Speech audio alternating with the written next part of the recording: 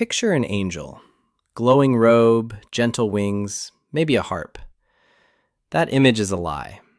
The beings described in original biblical texts look nothing like church paintings. They have multiple faces, wheels covered in eyes, bodies made of fire. Some passages were so disturbing that religious authorities spent centuries sanitizing them. Books were removed from the Bible entirely. Artists refused to paint what scriptures actually described. Subscribe to this channel to keep watching videos like this. These are 15 banned facts about angels that churches, schools, and Hollywood never wanted you to know. What you're about to hear changes everything. Number 1. Forget everything you've seen in Renaissance paintings. The prophet Ezekiel described angels that would give you nightmares. In chapter 1 of his book, he encounters creatures called Ophanim. These weren't beings with wings and halos, they were wheels. Massive spinning wheels covered entirely in eyes. Hundreds of eyes on every surface, never blinking, always watching. The wheels intersected with other wheels, moving in all directions simultaneously without ever turning. Fire moved between them. This is what Ezekiel saw and wrote down thousands of years ago. Artists looked at that description and said, no thanks. They painted something people could handle instead. Number 2. Those cute little baby angels you see in Valentine's cards, the ones called cherubim, here's what the Bible actually says. Ezekiel chapter 10 describes cherubim as creatures with 4 faces, 1 human, 1 lion, 1 ox, 1 eagle. They had 4 wings each, and underneath those wings were human hands. Their legs were straight, and their feet looked like calves' hooves, gleaming like polished bronze. These beings guarded the Garden of Eden with flaming swords. They weren't babies. They were terrifying guardians that no human would want to approach. Number 3. Seraphim might be even stranger. Isaiah chapter 6 describes them hovering above God's throne. Each one had 6 wings. 2 covered their faces, 2 covered their feet. Only 2 were used for flying. The name seraphim comes from a Hebrew word meaning burning ones. Some scholars believe they were literally made of fire. When Isaiah saw them, he was so overwhelmed that he cried out in despair. Think about that. A prophet accustomed to visions couldn't handle what he was seeing. Number 4. Did you know there's a phrase angels repeat more than any other in the Bible? Be not afraid. It appears over and over. Why would messengers of God need to say that? Because they didn't look like messengers. They looked like cosmic horrors. The shepherds at Bethlehem weren't comforted by a gentle glow. They were terrified. Every time angels appear to humans in Scripture, the first priority is stopping panic. Number 5. Here's what the church didn't want you reading. The book of Enoch describes angels in extraordinary detail. It was considered scripture by early Christians. Ethiopian churches still include it in their Bible today. But Western churches removed it. Why? The content was considered too dangerous for ordinary believers.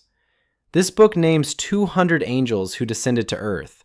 It describes what they look like, what they taught humans, and what happened next. Number 6. These angels were called the Watchers. According to Enoch, they looked down from heaven, saw human women, and desired them. 200 of them made a pact on Mount Hermon. They descended together, knowing they were violating divine law. They took wives and had children with them. The text is explicit. This wasn't metaphor. It was presented as history that the religious establishment wanted erased from the record. Number 7. The children of these unions were called the Nephilim. Genesis 6 mentions them briefly, calling them giants and mighty men of old. But Enoch goes further. These hybrids grew to enormous size. They consumed everything humans produced. When food ran out, they turned on humanity itself. According to the text, this corruption was so severe that God sent the flood to wipe the earth clean.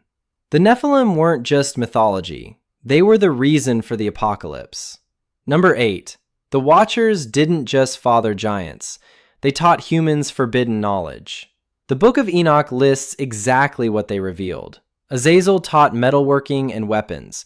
Semjaza taught enchantments and root cutting.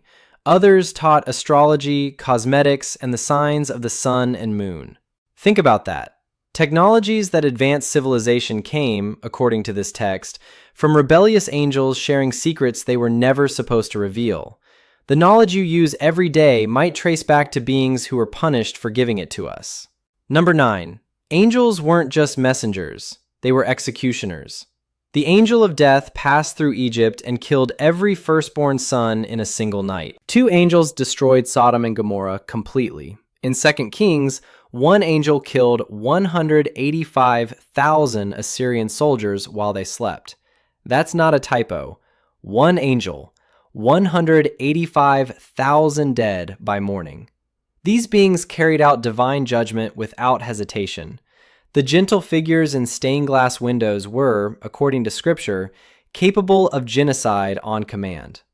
Number 10. Here's a fact that will change how you read the Bible. The name Lucifer appears exactly once in Scripture, Isaiah chapter 14. But here's what few theologians will admit. The original Hebrew word is Hallel, meaning morning star or shining one. It referred to the planet Venus.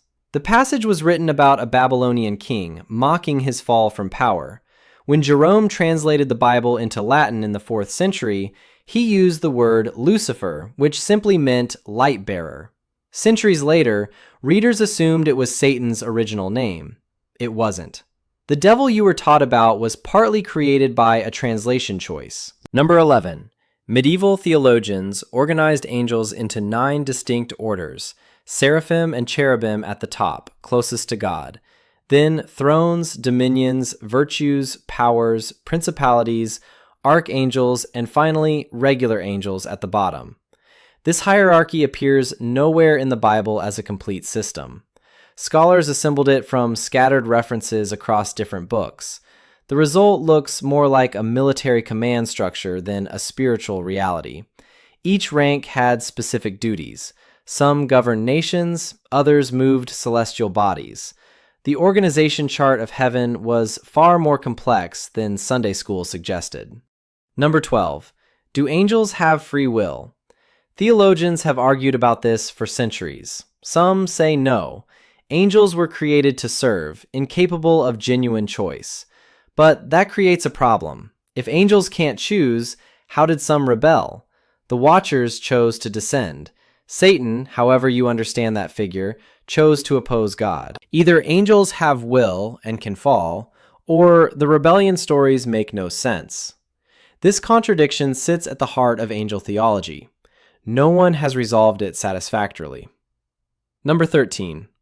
Did you know one angel was once a human being? According to Jewish mystical texts, Enoch never died. Genesis says he walked with God and then was not, for God took him. Later traditions explain what happened next. Enoch was transformed into Metatron, the highest angel, the one who sits beside God's throne and records everything that happens. He's called the Lesser YHWH in some texts. A man became something beyond angelic. This transformation appears nowhere in the Standard Bible. It was considered too strange to include. Number 14. Islamic tradition describes angels differently. They're made of light, not spirit. They have no free will at all, only complete obedience. Jibril, the angel Christians call Gabriel, dictated the entire Quran to Muhammad over 23 years. In Islam, angels don't rebel because they can't rebel. The figure Christians identify with Satan, called Iblis, wasn't an angel at all. He was a jinn made of smokeless fire, a completely different category of being. Same names, radically different theology. Number 15. That guardian angel watching over you? The concept isn't really in the Bible. One verse in Matthew suggests children have angels in heaven. That's it. The fully developed idea of a personal protective angel came from Zoroastrianism, the ancient Persian religion. Early Christians absorbed this belief as they spread through the Roman Empire. By medieval times, guardian angels were standard doctrine, but the original source was pagan. The comfort millions feel from their guardian angel traces back to a faith that predates Christianity by centuries. These facts are documented in texts that institutions spent centuries suppressing or ignoring. The angels described in original sources bear no resemblance to greeting cards and nursery decorations. They were cosmic beings of terrifying power, caught up in hierarchies, rebellions, and mysteries that scholars still can't fully explain. Like if you learned something, share if this changed how you see angels. Subscribe if you want more truth that the establishment buried.